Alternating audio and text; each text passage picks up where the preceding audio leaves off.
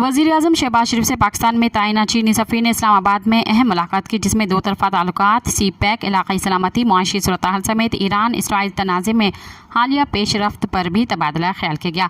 वज़ीर-ए-आज़म शहबाज शरीफ ने चीनी सदर शी जिनपिंग और वज़ीर-ए-आज़म ली च्यांग के लिए नेक ख्वाहिशात का इजहार करते हुए शंघाई ताउन तंजीम इजलास के कामयाब इनेकाद के लिए नेक तमन्नाओं का इजहार किया। मुलाकात में चीन पाकिस्तान इक़्तिसादी राहदारी की जारी मंसूबों पर मिलकर काम करने का अज़म का अहाता किया गया। वज़ीर आज़म का कहना था कि सी पैक न सिर्फ दोनों ममालिक के दरमियान इक़्तिसादी रवाबित को मजबूत करने का बल्कि ख़ित्ते में खुशहाली का ज़रिया भी बनेगा।